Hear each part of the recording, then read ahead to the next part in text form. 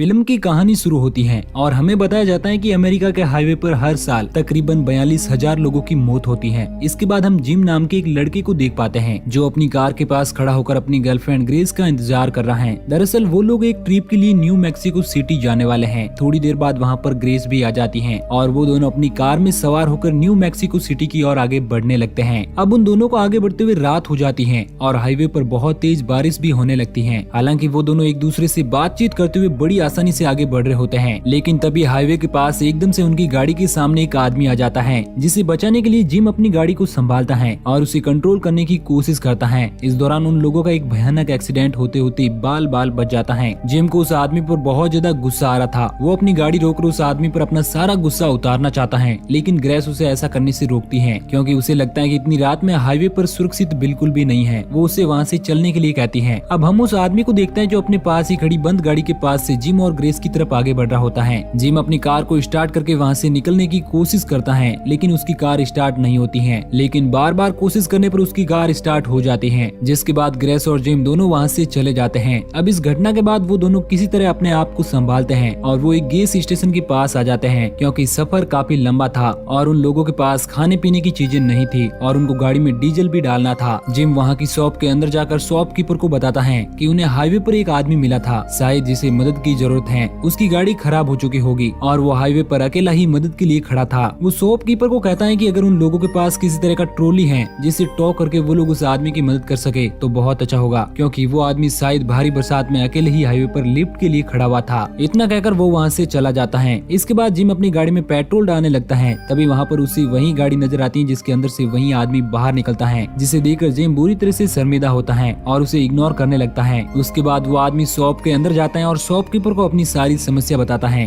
कि उसकी गाड़ी खराब हो चुकी है और उसे पास ही के एक मोटेल पर जाना है। तभी जिम भी उस शॉपकीपर के पास जाता है, जहाँ पर शॉपकीपर जिम से पूछता है कि क्या वो इसी आदमी के बारे में बात कर रहा था जो हाईवे पर फंसा हुआ था। और जिम उस आदमी से उस घटना के बारे में माफी मांगता है और कहता है कि दरअसल रात ज्यादा थी और हमें कुछ समझ नहीं आया, हम आपकी मदद भी नहीं कर पाए, इसके लिए आप हमें माफ कर दो। वो आदमी अपना नाम जॉन बताता है और जिम को माफ कर देता है। तभी वहाँ पर ग्रेस भी आ जाती है जो वॉशरूम गई हुई थी। जिम ग्रेस को बताता है कि ये वही आदमी है जिसे हमने हाईवे पर बिना मदद के लिए छोड़ दिया था। इसके बाद जॉन जिम और ग्रेस को बताता है कि उसे पास ही के एक होटल में जाना है और उसकी गाड़ी खराब हो चुकी है, क्या वो लोग उसे मोटेल तक लिफ्ट दे सकते हैं। तो जिम भी बिना कुछ सोचे समझे उसे लिफ्ट देने के लिए राजी हो जाता है। उसके बाद वो तीनों लोग गाड़ी में सवार होकर वहाँ से चले जाते हैं। अब थोड़ी दूर आगे बढ़ने पर जॉन जिम को बताता है कि उसकी गर्लफ्रेंड ग्रेस बहुत ज्यादा खूबसूरत है और जॉन इस दौरान ग्रेस के बारे में कुछ गलत कमेंट भी करता है, जिससे गुस्सा होकर जिम जॉन की वाइफ के बारे में भी कुछ गलत कह देता है। जिसके बाद जॉन को बहुत गुस्सा आ जाता है और गाड़ी में रखा हुआ जिम का मोबाइल वो अपने हाथों से तोड़ देता है और अपने पास रखा हुआ एक चाकू निकालकर जिम को डराने की कोशिश करता है। पीछे बैठी ग्रेस ये सब देखकर पुलिस को कॉल लगाने की कोशिश करती है, लेकिन जॉन उसे पकड़ लेता है और उसकी गर्दन पर चाकू लगाकर जिम को कार ड्राइव करने के लिए फोर्स करता है। जिम और ग्रेस बिल्कुल डर चुके थे और उन लोगों को कुछ भी समझ नहीं आता है कि आखिर जॉन उन लोगों के साथ ऐसा क्यों कर रहा है। इसके बाद जिम गाड़ी का ब्रेक जोर से लगाता है, जिससे जॉन विंडो ग्लास से टकरा जाता है और घायल हो जाता है। मौका देखकर जिम उसे लात मारकर गाड़ी से बाहर फेंक देता है और स्पीड से गाड़ी को वहाँ से लेकर भाग जाता है। वो दोनों बहुत ज्यादा डरे हुए थे और किसी तरह वो लोग अपनी जर्नी को कंटिन्यू करते हैं और उन लोगों को चलते चलते सुबह हो जाती है। सुबह होने पर उन्हें हाईवे पर एक कार नजर आती है जिसके अंदर एक फैमिली मौजूद थी जो किसी ट्रिप के लिए जा रहे थे। जिम और ग्रेस उन लोगों को देखकर बहुत ज्यादा खुश होते हैं और पिछली रात हुई उस घटना को भूलने की कोशिश करते हैं, लेकिन तभी वो लोग देखते हैं कि उस कार में भी जॉन मौजूद है जिसने उन फैमिली वालों से लिफ्ट मांगी है, जो दरअसल उन लोगों को खत्म करने के लिए उनके साथ मौजूद है। जिम को लगता है कि हमें इन सब चीजों में नहीं पड़ना चाहिए, लेकिन ग्रेस उसे बताते हैं कि हमें उस फैमिली की मदद करनी होगी, नहीं तो जॉन उन लोगों को नुकसान पहुंचा सकता है। ग्रेस की बात मानकर जिम उन लोगों की कार के साइड में अपनी कार को ले जाता है, जहाँ पर ग्रेस उस फैमिली को बताता है कि उनके साथ मौजूद वो बंदा बहुत ज्यादा खतरनाक है और किसी भी वक्त उनकी फैमिली को नुकसान पहुंचा सकता है। लेकिन इसी बीच हाईवे पर एक बड़ा सा ट्रक सामने से आता है और जिम उससे बचने के लिए अपनी कार को कंट्रोल करने की कोशिश करता है, लेकिन वो कार हाईवे से नीचे उतरकर खाई के पास आकर गिर जाती है और उनका बहुत ही खतरनाक एक्सीडेंट हो जाता है। हालांकि इस दौरान ग्रेस और जिम दोनों ठीक ठाक थे, लेकिन अब उन लोगों के पास शहर की तरफ आगे बढ़ने के लिए कोई भी ऑप्शन नहीं था और वो लोग पैदल ही शहर की तरफ आगे बढ़ने लगते हैं और हाईवे पर आने जाने वाली गाड़ियों से लिफ्ट मांगने की कोशिश करते हैं, लेकिन कोई भी उन लोगों को लिफ्ट नहीं देता है। अब वो दोनों पैदल ही शहर की तरफ आगे बढ़ने लगते हैं, जहाँ रास्ते में उन्हें वही गाड़ी नजर आती है जिसके अंदर वो फैमिली मौजूद थी जिनके साथ जॉन भी था।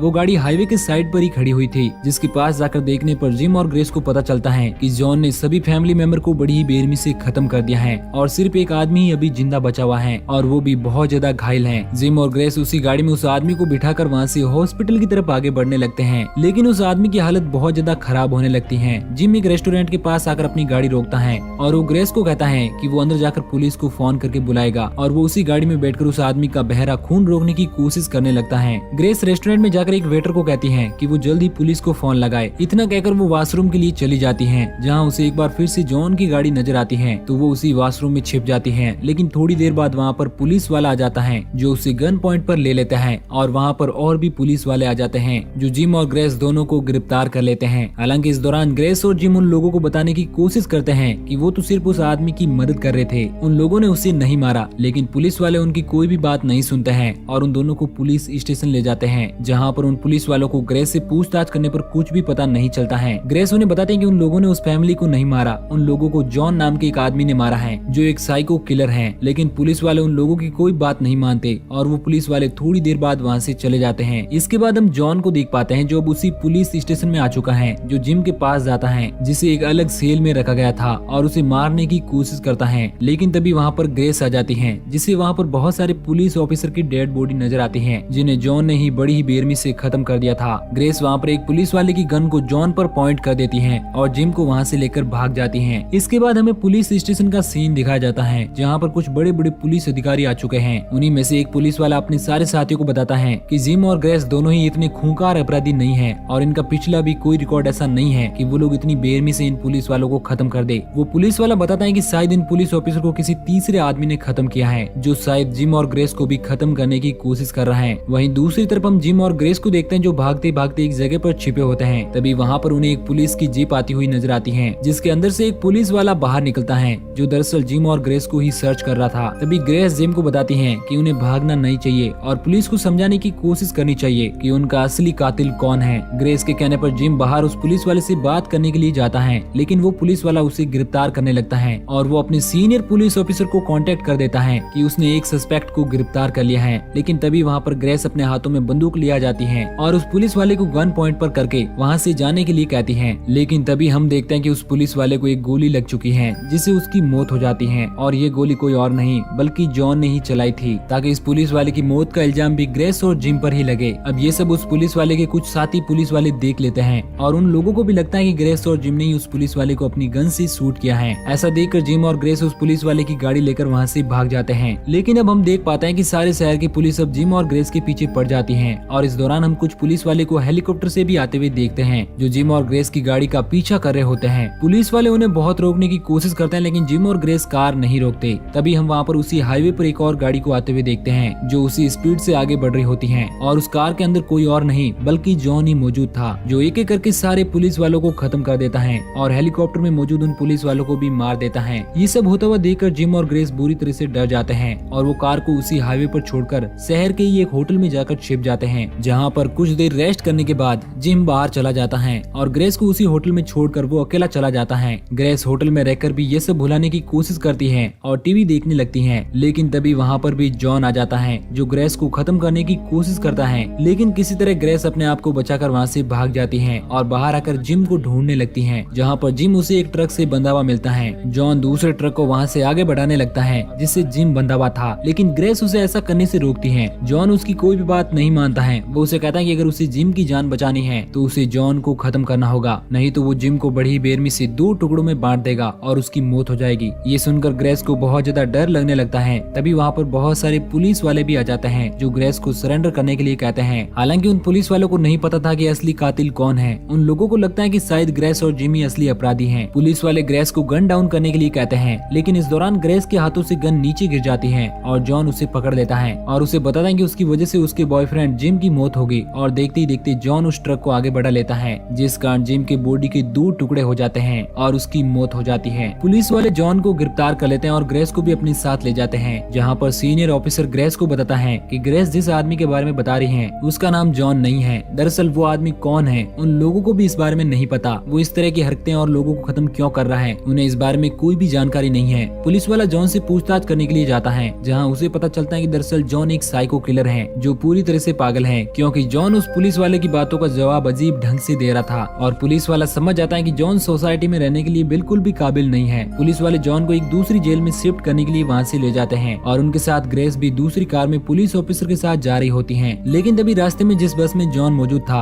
वो अपने हाथ के एक अंगूठे को तोड़कर अपनी हथकड़ियां खोल लेता है और बस में बैठे हुए पुलिस वाले को बड़ी बेरहमी से खत्म करके और वहाँ से भागने की कोशिश करता है, जिससे उस बस का बहुत बड़ा एक्सीडेंट हो जाता है और उसी बस से ग्रेस और उस पुलिस ऑफिसर की गाड़ी की टक्कर हो जाती है। इस बात से गुस्सा होकर ग्रेस अब आग बबूला हो जाती है और वो किसी भी कीमत पर जॉन को मारना चाहती है। वो उस पुलिस ऑफिसर की गन लेकर जॉन को मारने के लिए आगे बढ़ती है और वो उस बस के पास जाती है जिसके अंदर जॉन मौजूद था। जैसे ही वो बस का गेट खोलती है तो अंदर मौजूद जॉन उसे पकड़कर उसी बस के अंदर कैद कर देता है और एक्सीडेंट के कारण उस बस का डीजल लीक होने लगता है और इस कारण उस बस में एक बहुत बड़ा ब्लास्ट हो जाता है और इस तरह से जॉन आजाद हो जाता है और वो उस पुलिस ऑफिसर को भी अपनी गन से शूट करके वहीं पर खत्म कर देता है। लेकिन थोड़ी देर बाद हम देखते हैं कि ग्रेस अभी मरी नहीं थी। वो उस जलती हुई बस से बाहर निकलती है और अपने हाथों में रखी हुई एक शॉर्ट गन की मदद से वो जॉन को उसी हाईवे पर मार गिराती है और अपने बॉयफ्रेंड जिम की मौत का बदला ले लेती है और इसी के साथ ये मूवी यहीं पर एंड हो जाती है।